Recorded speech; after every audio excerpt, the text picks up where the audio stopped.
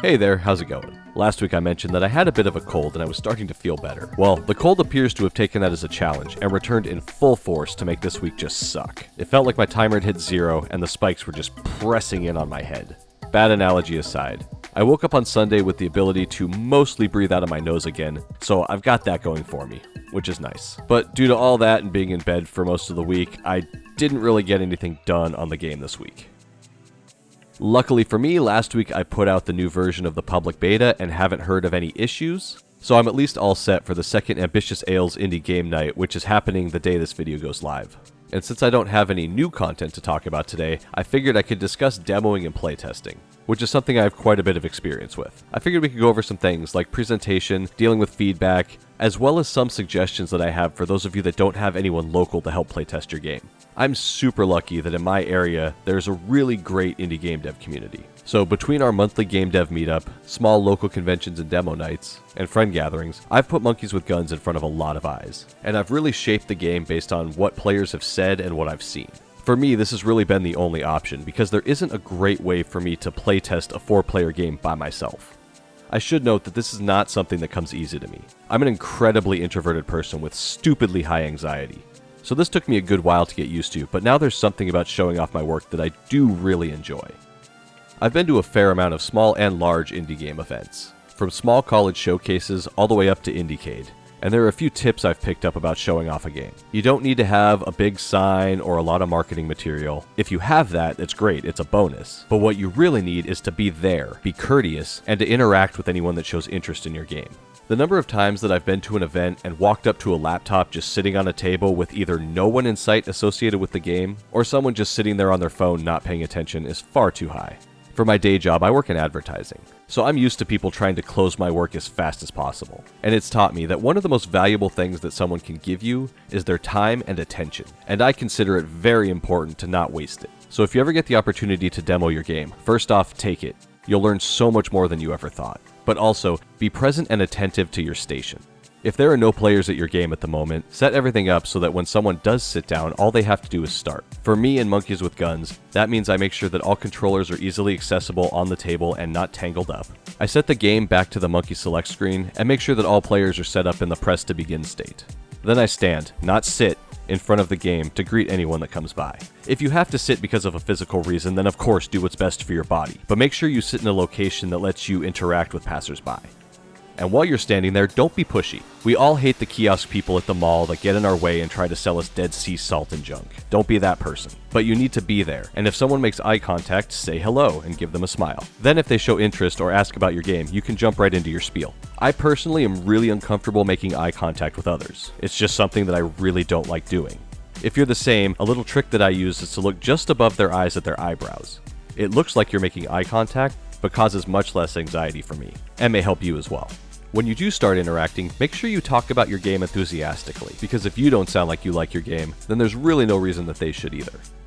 If you have problems with not knowing what to say, write out some things to say about your game ahead of time and memorize them. The same goes for your pitch. If you are asked about your game and you have to go on for minutes to explain the game, then you've already lost them. Have a 30-second synopsis ready and memorized. If you know the term elevator pitch, it's that. I know it from the film industry, and it basically means you should be able to explain the premise in the time it takes for an elevator ride.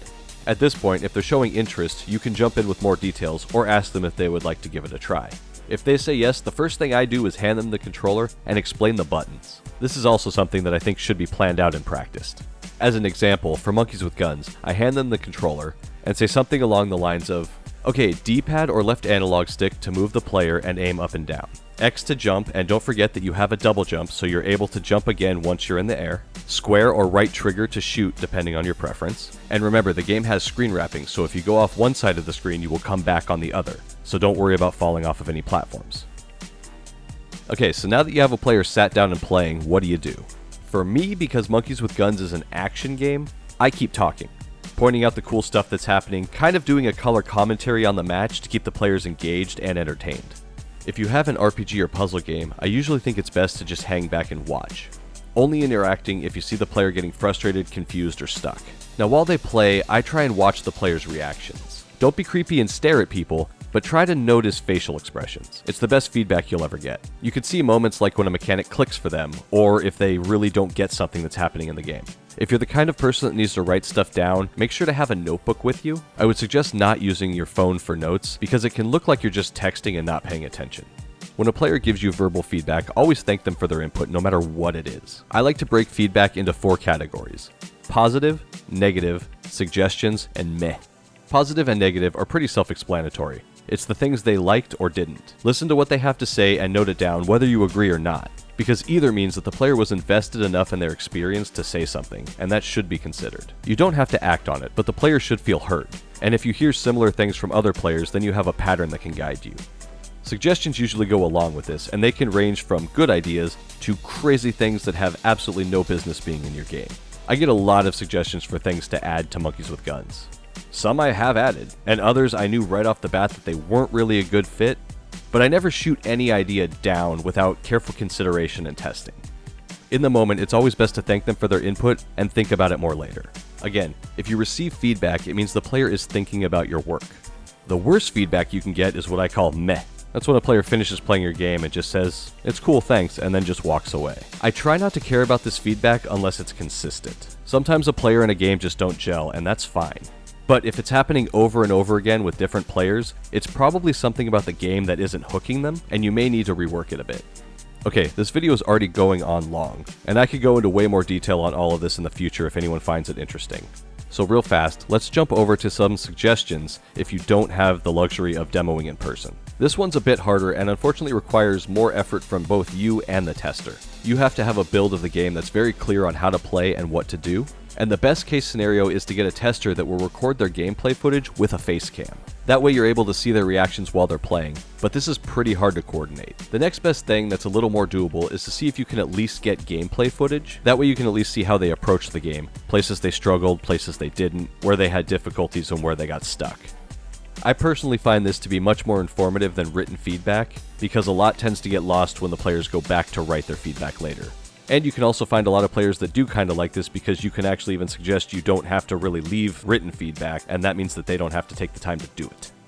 And I know this can still be kind of hard to find. So the last suggestion would be to check out smaller streamers and YouTubers that do indie game content. Most of the time they have a face cam and will give live commentary on how they feel about the game as it happens.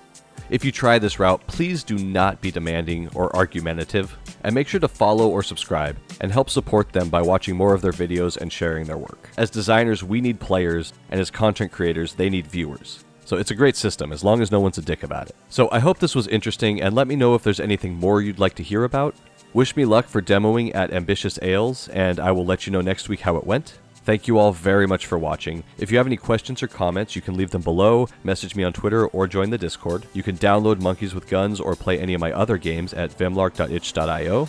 If you enjoyed this, please consider liking and subscribing, and I will talk to you next time. Have a good one. Later.